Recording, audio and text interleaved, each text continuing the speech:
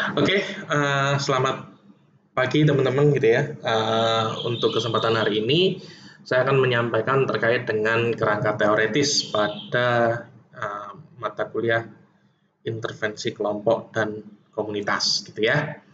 Oke, nah di sini kita ngomong apa sih sebenarnya gitu ya? Kalau kita ngomongin masalah kerangka teoretis, berarti kita akan ngomongin masalah bagaimana teori-teori bekerja ketika kita ngomongin masalah intervensi.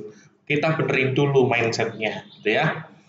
Nah, beberapa hal yang akan kita pelajari pada kesempatan kali ini, yang pertama adalah ecological theory, kemudian kita akan mempelajari juga terkait dengan level dari intervensi dan tipe intervensi sendiri seperti apa, gitu ya. Nah, untuk kajian terkait dengan ecological theory, pada teori ini mengatakan bahwa kondisi sebuah komunitas itu merupakan hasil interaksi antara variabel demografis, variabel eksternal gitu ya, ras, suku, tingkat pendidikan dan sebagainya dengan lingkungan fisik serta sosial, gitu ya. Nah, di sini teman-teman akan memahami bahwa bagaimana apa ya variabel-variabel demografis tadi ternyata turut mempengaruhi bagaimana mereka harus berperilaku terkait dengan interaksinya dengan lingkungan sosial dan lingkungan fisik tentu saja gitu ya. Kalau teman-teman ingat, misalkan nih, katakanlah seperti ini, uh,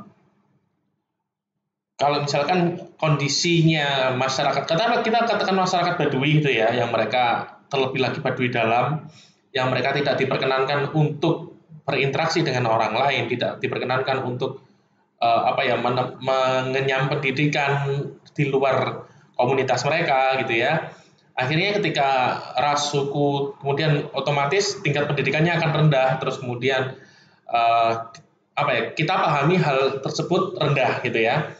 Terus kemudian eh, kebiasaan, norma dan sebagainya itu variabel itu bukan variabel demografis ya, itu di sosialnya, lingkungan sosialnya.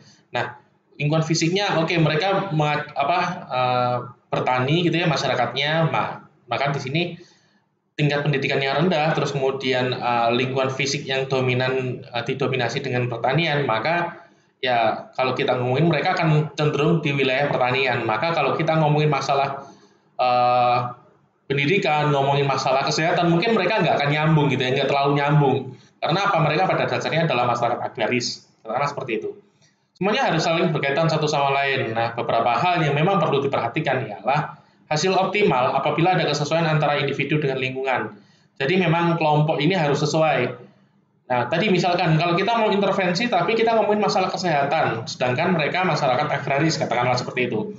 Atau tidak ada yang orang yang memahami dalam komunitas tersebut terkait dengan kesehatan. Sesuatu yang sangat jauh dari pikiran mereka, sangat apa ya, tidak relevan dengan mereka, akhirnya intervensi yang kita lakukan pun nanti akan jadinya sia-sia gitu, teman-teman.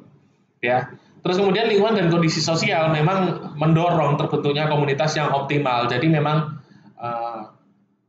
komunitas yang optimal ini cenderung membuat kita juga akan memudahkan gitu ya, atau akan membuat kita lebih mudah kalau kita ngomongin masalah oke, mau dikemanain nih, mau diapain nih gitu ya, itu mereka akan jauh lebih mudah.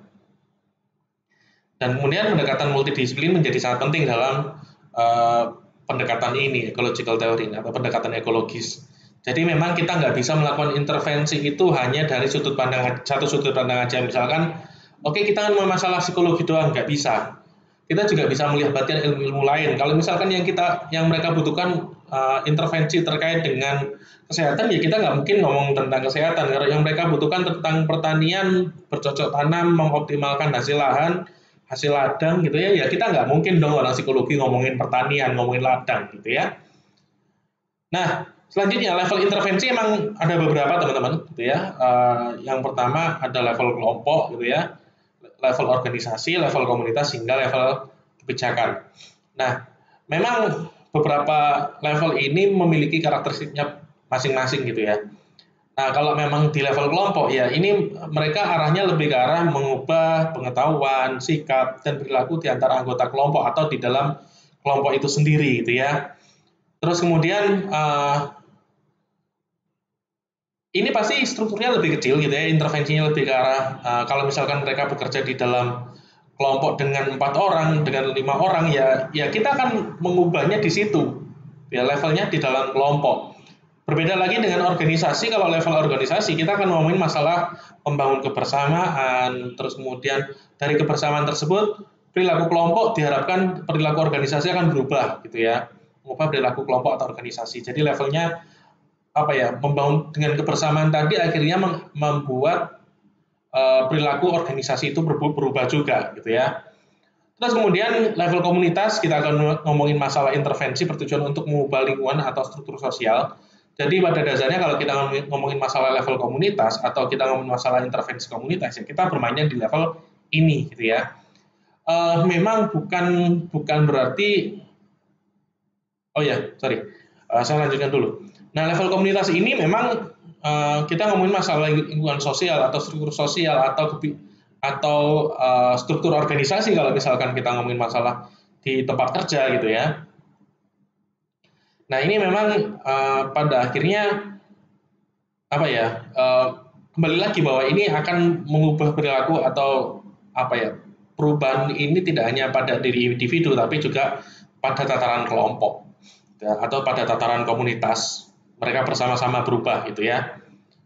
Nah intervensinya kita bisa set untuk di lingkungan atau di struktur sosialnya, atau bisa jadi di hampir mirip dengan kelompok gitu ya, di pengetahuan, sikap, dan perilaku. Kita mau segmennya kemana gitu ya. Nah di sini memang apa ya, skupnya lebih luas lagi. Terus kemudian kalau kita ngomongin masalah di level kebijakan ini intervensi digunakan untuk mengubah aturan atau kebijakan. Contoh yang paling enak kalau kita ngomongin masalah kebijakan gitu ya, ya intervensi yang ada di sini kita tidak hanya, kalau komunitas kan kita apa ya, mendampingi ya, atau intervensinya ada di ketua komunitas atau mengajak komunitas itu untuk berubah gitu ya. Tapi kalau level kebijakan bisa jadi karena level ini lebih tinggi lagi, maka dengan kebijakan yang berubah akhirnya memaksa membuat level-level di bawahnya untuk berubah gitu ya. Oke, katakanlah apa? Aturan tidak boleh ini, katakanlah aturan apa?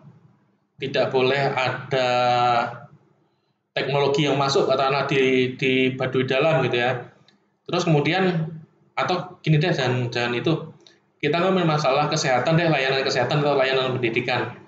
Nah, mereka sebelumnya tidak sama sekali menerima orang luar sebagai orang yang memberikan bantuan kesehatan, tapi kemudian karena ada kebijakan dari pemerintah bahwa karena ada program bebas polio 2024 katakanlah, atau sebenarnya itu program tahun 2012 gitu ya, bebas polio tahun 2024 katakanlah. Nah, otomatis dari level atas ini akan memaksa ke bawah untuk mereka boleh masuk dan apa ya, mengusahakan perubahan gitu ya.